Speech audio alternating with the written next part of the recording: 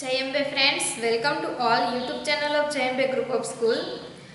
મિત્રો, આપણે ગ્રામરની અંદર ટેન્સ જે છે એના વિશેની ચર્ચાઓ કરીએ છીએ.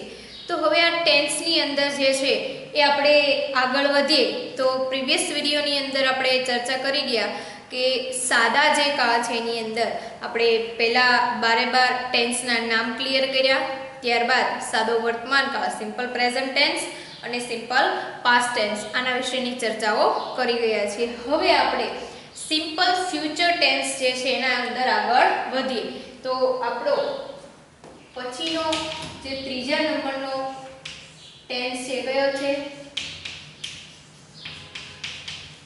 સિમ્પલ ફ્યુચર ટેન્સ, જેને આપણે શું કહીશું? સાદો ભવિષ્યકાળ. હવે આ સાદો ભવિષ્યકાળ જે છે એ ક્યારે વપરાય? તો ભવિષ્યનો સંદર્ભ કરેલો છે એટલે આપણને મિત્રો ખ્યાલ આવી જાય કે ભવિષ્યમાં જે ક્રિયા થવાની બાકી છે એને અનુલક્ષીને આ જે ટેન્સ છે વપરાશે. ક્યારે વપરાશે? તો કે ભવિષ્યમાં જે ક્રિયા થવાની બાકી છે અથવા નજીકના ભવિષ્યમાં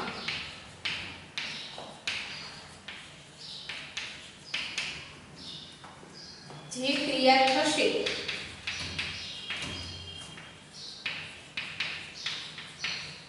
તે દર્શાવવા શું વપરાય છે? તો કે સિમ્પલ ફ્યુચર ટેન્સ. તો હવે સિમ્પલ ફ્યુચર ટેન્સ જે છે એના નિયમોની વાત કરીએ. જો મિત્રો, આમાં તમને બે વસ્તુ કીધી કે ભવિષ્યમાં ક્રિયા થવાની બાકી છે અને નજીકના ભવિષ્યમાં ક્રિયા થશે એને અનુલક્ષીને સાદો ભવિષ્યકાળ જે છે એ વપરાય છે. તો હવે આની અંદર આપણે ચર્ચા કરીએ તો આપણને એટલો અંદાજ આવી જાય કે ભવિષ્યની ક્રિયા છે એટલા માટે એની અંદર ટુ બી ના રૂપ તરીકે શું આવશે? will અથવા shall. આ બંને જે છે એ તમારો સાદો ભવિષ્યકાળ છે એ દર્શાવે છે. તો હવે તમને એવું થશે કે will અને shall એ બંને કોની સાથે મૂકી શકાય? તો અત્યારે મેજોરિટી ગ્રામેટિકલ જે છે એ 2010 ના જે ફેરફાર થયા એની અંદર મેજોરિટી જે છે એ will to be નું રૂપ બધા જ પ્રકારના સર્વનામની સાથે વાપરી શકો છો અને shall જે છે એનો ઉપયોગ પણ તમે કરી શકો છો. પણ જો તમને એવું કોઈ પ્રકારનું સૂચના આપેલી હોય એટલે કે શું તો કે કોઈ સલાહના અનુલક્ષીને હોય તો તમે shall નો ઉપયોગ કરી શકો. પણ નોર્મલી રીતે તમે જુઓ તો I અને we જે છે એની સાથે શું વાપરશું? will. અને અહીંયા he, she અને it સાથે shall વાપરશું. આની અંદર they પણ આવી જશે અને you પણ આવી જશે, બરાબર? પણ આપણે શું કરવાનું છે કે મેજોરિટી બધાની સાથે will નો પ્રયોગ જે છે કરવાનો રહેશે. તો will અને shall ઈ તમારું to be નું રૂપ થયું. હવે વાત કરીએ સમય સૂચક શબ્દો એવા કઈ આપેલા. હું તમને ફોર એક્ઝામ્પલ આની વાત કરી દઉં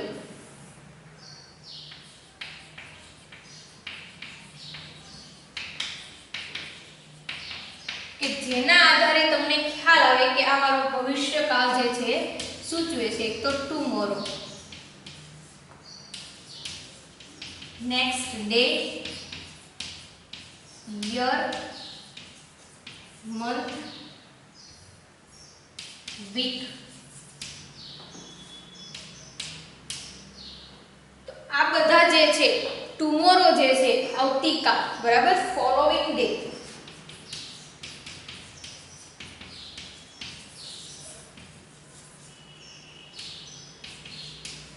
કમિંગ સૂન. આ નજીકના ભવિષ્ય માટે જે છે એ વપરાય છે. In future.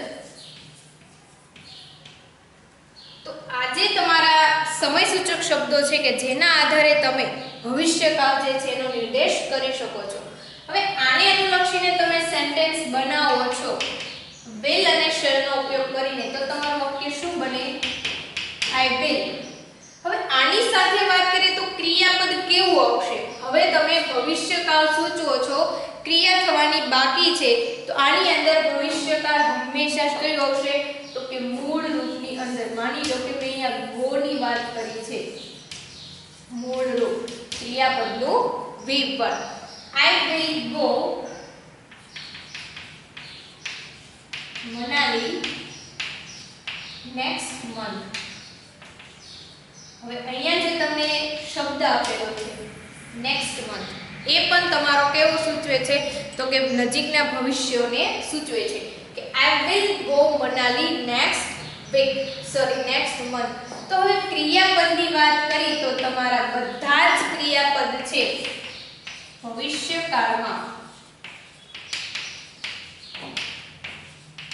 ક્રિયાપદ જે છે એનું કેવું રૂપ મુકાય છે? મૂળ રૂપ, એટલે કે ક્રિયાપદનું V1 જે છે એ મૂકવામાં આવતું હોય છે. હવે મેં નજીકના ભવિષ્યની વાત કરી મિત્રો, તો નજીકના ભવિષ્યની અંદર તમને શું આપેલું હોય?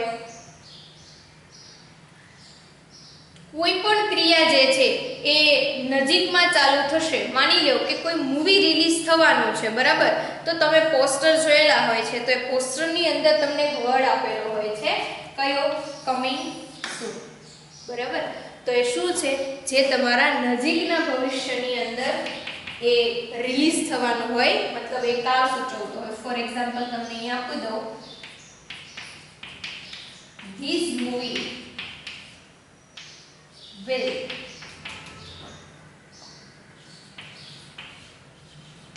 release in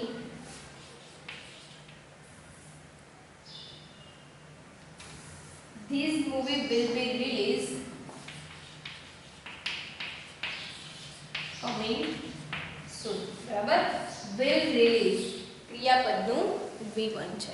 તો સાદા ભવિષ્યકાળની અંદર માત્ર ને માત્ર એક ક્રિયાપદનો ખ્યાલ રાખવાનો છે, અને પ્લસ કે તમે શેલ અને વિલનો ઉપયોગ કરો છો, તે બે જ વસ્તુનો તમારે ખ્યાલ રાખવાનો છે.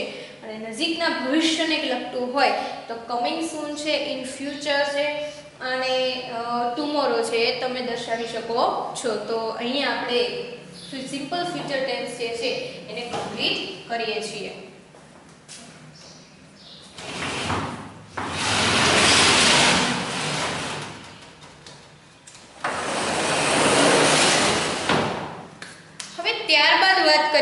તો સિમ્પલ ટેન્સ આપણા 3 એ 3 કમ્પ્લીટ છે. સાદો વર્તમાનકાળ, સાદો ભવિષ્યકાળ અને સાદો ભવિષ્યકાળ અને સાદો ભૂતકાળ. હવે પછી આવશે કન્ટિન્યુ ટેન્સ.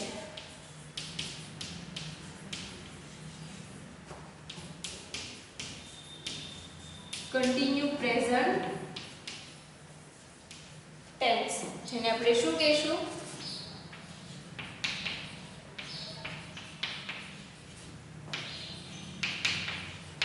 ચાલુ વર્તમાન કાળ. હવે ચાલુ વર્તમાન કાળની અંદર આપણે માત્ર એનો વર્ડ્સ યુઝ કરીએ તો આપણને અંદાજ આવી જાય કે ચાલુ વર્તમાન કાળની અંદર ક્રિયા કેવી હશે? ચાલુ હશે. માની લો કે હું લખી રહી છું, તમે એમ કહો કે અમે ભણી રહ્યા છીએ, તો આપણી બંનેની ક્રિયા કેવી છે? હાલમાં વર્તમાનમાં જે ક્રિયા ચાલુ હશે એની માટે આપણે ચાલુ વર્તમાનકાળ છે એનો ઉપયોગ કરીશું. તો ચાલુ વર્તમાનકાળ ક્યારે વપરાય છે?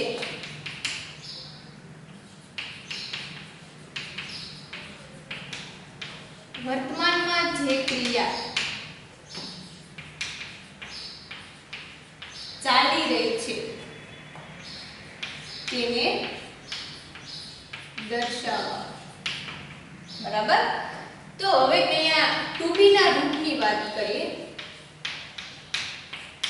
તો ટુ બી નું રૂપ અહીંયા કયું આવશે? એમ, ઇઝ અને આર. ટુ બી ના રૂપ તરીકે એમ, ઇઝ અને આર. હવે એમ, ઇઝ, આર ક્યારે વપરાશે? તો કે તમને એક વચન I બહુવચન આઈ તેની સાથે શું વપરાશે? એમ.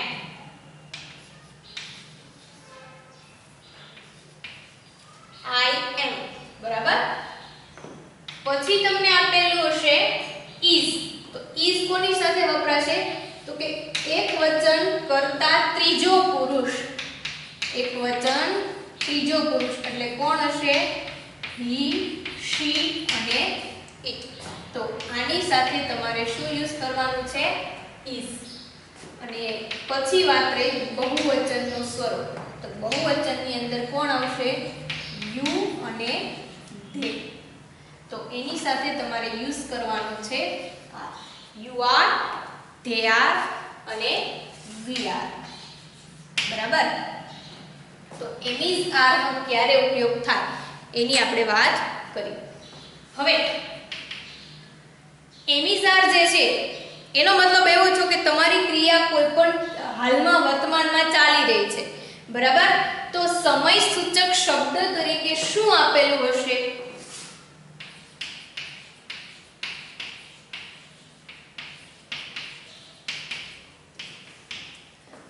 કોઈ વર્તમાનની અંદર પરિસ્થિતિની અંદર ક્રિયા તમારી ચાલુ છે તો એ ક્રિયાને તમારે યુઝ કરવી છે.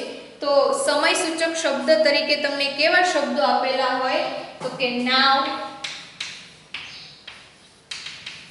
at this time, at this moment. તો આ જે તમારા શબ્દો છે કે જેની અંદર at present, still,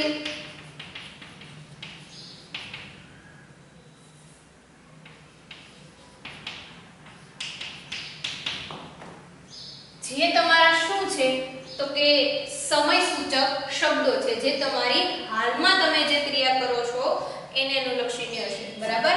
હવે એક બીજી વાત છે. માની લો કે કોઈ પણ એવી ક્રિયા છે કે જે ક્રિયા તમારી નજર સમક્ષ તમે જોઈ રહ્યા છો. મતલબ નજર સમક્ષ દેખાતી કે સંભળાતી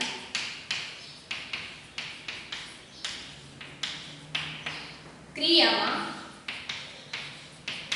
ચાલુ વર્તમાન કાળ વપરાય. બરાબર યાદ રાખજો મિત્રો. નજર સમક્ષ દેખાતી કે સંભળાતી. હવે આની અંદર કેવા વર્ડ્સ આપેલા હોય?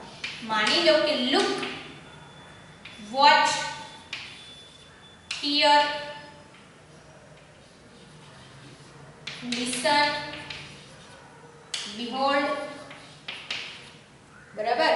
તો આ બધા શબ્દો તમારા કેવા છે કે જે તમે નજર સમક્ષ દેખાતા હોય. ફોર એક્ઝામ્પલ હું લુક નું તમને આપું તો હું એવું કહી શકું લુક પછી અલ્પવિરામ મૂકીશ. શા માટે? કારણ કે આ મારું એક વર્તમાન કાળને લગતું આજ્ઞાર્થ વાક્ય છે. મતલબ ક્રિયા પરથી શરૂ કર્યું છે. Look, birds are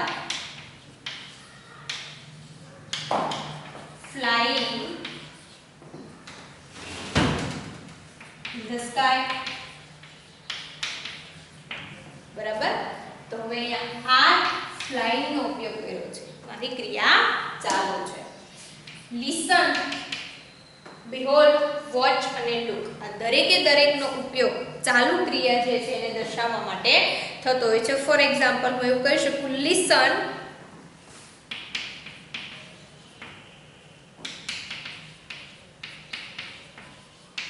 Anupama is singing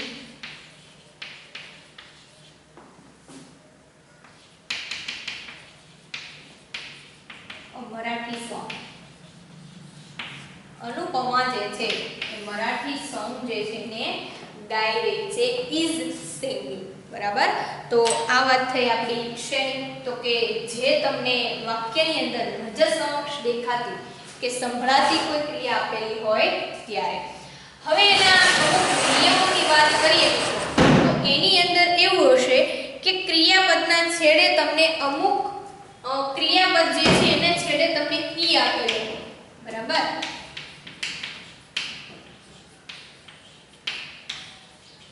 ક્રિયાપદના છેડે ઈ આપેલો તો એ ઈ જે છે એ શું થશે નીકળી જાય અને ત્યાં ઈ કાઢી અને તમારે શું લગાડવાનું છે આઈએનજી રૂપ મુકાય કઈ રીતે ફોર એક્ઝામ્પલ આપું તમને મિત્રો ક્રિયાપદના છેડે ઈ આપેલો હોય ખાસ યાદ રાખજો કમ સ્મોક બરાબર શું છે ક્રિયાપદના છેડે તમને આપેલો છે રાઈટ દરેકની અંદર તમે જોયું તો નિયમ શું છે ઈ નીકળી જાય અને હવે તમે ચાલુ ક્રિયા બનાવશો તો શું થઈ જશે કમિંગ સ્મોકિંગ અને રાઇડિંગ ખ્યાલ આવ્યો મિત્રો પછીનો નિયમ છે ક્રિયાપદના છેડે તમને વ્યંજન આપેલો હોય અને વ્યંજનની આગળ નાનકડો એવો કોઈ સ્વર આપેલો હોય ક્રિયાપદના છેડે વ્યંજન આપેલો હોય અને તેની આગળ નાનો સ્વર હોય તો વ્યંજન જે છે એ બેવડાય છે શું થશે વ્યંજન તમને જે આપેલો હશે એ બેવડાશે આ ઉદાહરણ આપણે જોઈ ગયા છીએ મિત્રો ફોર એક્ઝામ્પલ તરીકે સ્ટોપ બરાબર ત્યારબાદ આવશે સ્ટોપ જે છે એની અંદર પી તમને જે આપેલો છે પી તમારો શું છે તો કે જે તમારો વ્યંજન સૂચવે છે અને આગળ આપેલો છે ઓ તો એ શું સૂચવે છે તમારો સ્વર રન આપેલું હોય તો એમાં એન જે છે વ્યંજન છે અને યુ જે છે શું છે કટ હવે આ દરેકની અંદર તમે જુઓ આ બધા જ તમારા શું છે તો કે વ્યંજન છે અને વ્યંજનની આગળ તમને ઓ યુ અને યુ શું આપેલા છે સ્વર આપેલા છે તો બેવડાશે કોણ વ્યંજન તો અહીંયા આપણે એનું શું બનાવીએ સ્ટોપ આપેલું છે તો શું થાય એનું સ્ટોપિંગ રનિંગ અને કટિંગ બરાબર તો બોલતી કે સાંભળતી વખતે તમને જ્યારે ખબર પડે કે સ્ટોપ અથવા તો માની લો કે કોઈ વ્યંજન છે તો હવે તમે બોલો છો કે સાંભળો છો તો તમને તરત અંદાજ આવી જવો છો અથવા તો નજર સમક્ષ જુઓ છો તો વ્યંજન છેડે હોય અને એની આગળ નાનો સ્વર આપેલો હોય તો આપણે વ્યંજનને બે વાર બેવડાય છે હવે ઘણી વખત આજ્ઞાર્થ વાક્યની શરૂઆત પણ જો થઈ હોય તો એવા સેન્ટેન્સમાં પણ તમારે આઈએનજી નું રૂપ મૂકવાનું રહેશે અને while શબ્દનો જ્યારે ઉપયોગ કરશો while નો ઉપયોગ કરતી વખતે આઈએનજી નું રૂપ આવે છે બરાબર હું અહીંયા એક્ઝામ્પલ બતાવું છું તમને મિત્રો ફોર એક્ઝામ્પલ એવું કહી શકાય while I open the door